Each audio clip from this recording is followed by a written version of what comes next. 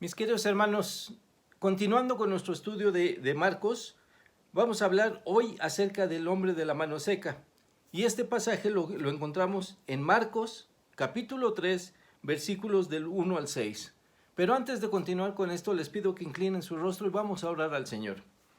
Amoroso Padre, gracias te damos, Señor, por este momento en que mis hermanos y yo podemos estar comunicados por este medio para escudriñar tu palabra. Te rogamos, Señor, que sea tu Espíritu Santo el que nos guíe y nos muestre, Señor, ese mensaje que tienes preparado para cada uno de nosotros el día de hoy.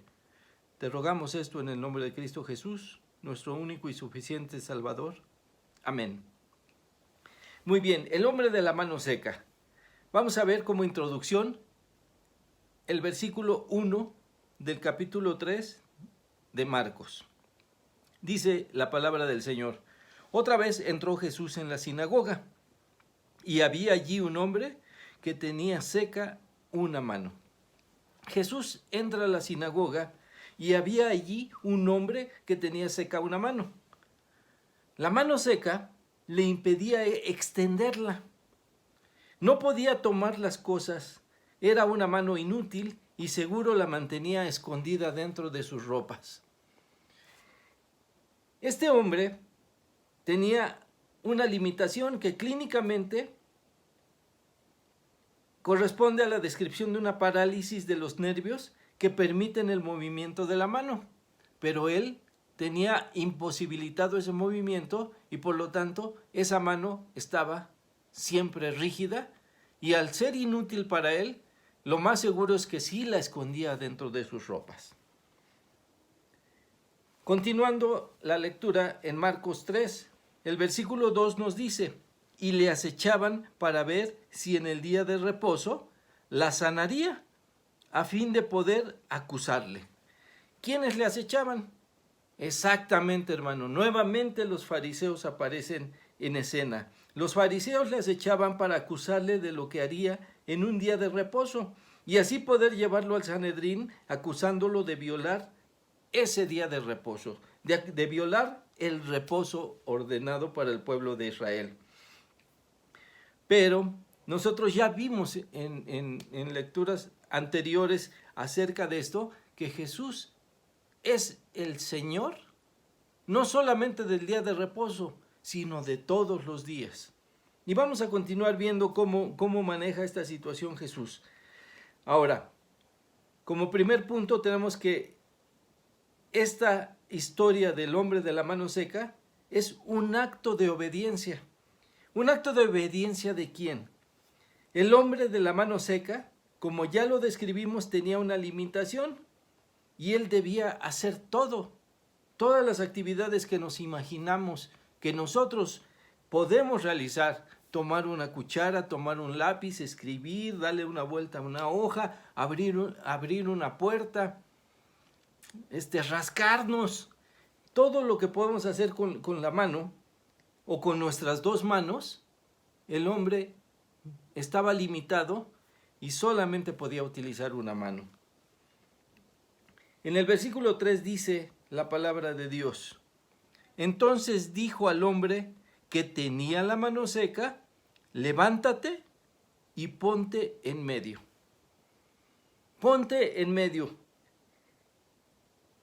El Señor, dirigiéndose al hombre, le ordena levantarse y ponerse en medio. ¿En medio de quién? En medio de la congregación, para que todos pusieran atención acerca de este hombre en la situación que él estaba, para que pudiera ser observado de cómo ese hombre que muchos ya conocían que tenía la mano seca, estaba ahí en medio de la congregación.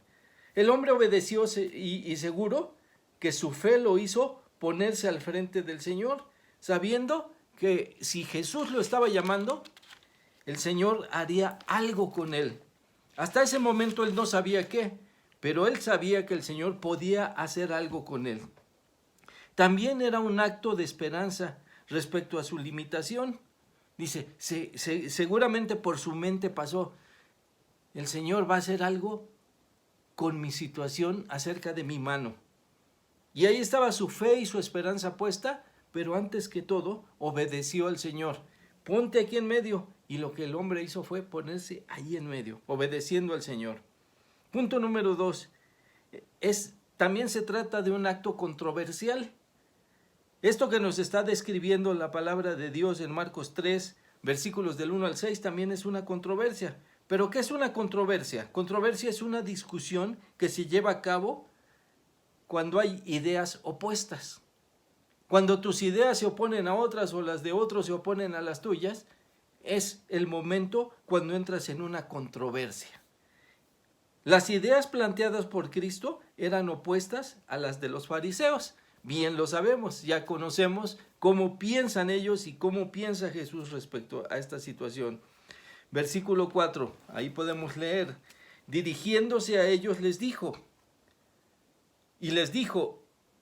¿es lícito en los días de reposo hacer bien o hacer mal? ¿Salvar la vida o quitarla? Pero ellos callaban. ¿Sí? Jesús estaba dirigiéndose a los fariseos y les pregunta, elevando el tema de una discusión legal a una discusión moral. Los fariseos legalistas estaban viendo qué Jesús hacía violando el reposo para poder acusarle. O sea, estaban en una situación legal, pero Jesús le da la vuelta al asunto y les lanza un par de preguntas, forzando a que los fariseos examinaran la situación sobre sus tradiciones y concluyeran si podían sostener su legalismo, para ver si lo que ellos además pensaban y sostenían coincidía con la ley de Dios, haciendo estas dos preguntas: ¿hacer el bien o hacer el mal? ¿A qué hemos sido enviados? ¿A hacer el bien o hacer el mal? Igualmente ustedes, fariseos, ¿hacer el bien o hacer el mal? ¿Qué es lo que prefieren? Y la segunda pregunta es, ¿salvar la vida o quitarla? Para ellos, la situación no era fácil de contestar frente a la congregación, y más porque lo que estaban buscando era acusar a Jesús. ¿Y qué fue lo que prefirieron hacer? Callar. Prefirieron callar al no tener argumento para contestar a Jesús. También podemos observar que esto es una situación de valor, una situación acompañada de coraje. Y en el versículo 5 sigue diciendo la palabra de Dios: entonces mirándolos alrededor con enojo, entristecido por la dureza de sus corazones, dijo al hombre: extiende tu mano. Ya vimos, de acuerdo a la descripción clínica, este hombre no podía extender su mano, pero Jesús le dijo al hombre: extiende tu mano. ¿Y qué hizo el hombre? La extendió. Y la mano le fue restaurada sana. No solamente restaurada, aquí remarca la palabra de Dios, restaurada, sana. Jesús, que anteriormente ya había dicho que el Señor es Señor de todos los días, ordena al hombre que extienda su mano sanándola, y el hombre la extendió y le fue sanada. Dios, que tiene el control de todo, no solamente le restauró la mano, sino también la sanó, y la mano del hombre, y al mismo tiempo sanó su espíritu. Esta situación de fe, de esperanza, que el hombre que estaba ahí con la mano seca, al saber que Jesús estaba en la sinagoga, acudió, seguramente nada más para escucharlo, pero en este momento Jesús lo convierte en el protagonista que lo lleva a la restauración y a la sanación de su mano, de su cuerpo. Lo sanó de su cuerpo, pero al sanar su cuerpo también su espíritu fue sanado. Y los fariseos, pues ya no les quedó otra cosa más que retirarse. Y en el versículo 6 podemos leer como conclusión: Y salidos los fariseos, tomaron consejo con los herodianos contra él, o sea, contra Jesús. ¿Para qué? Para destruirle.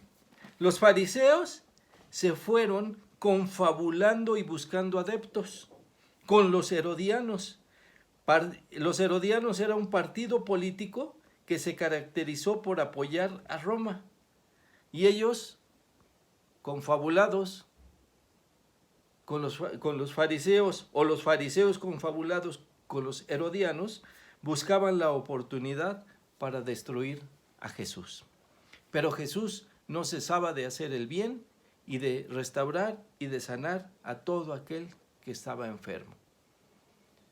Dios te bendiga, hermano.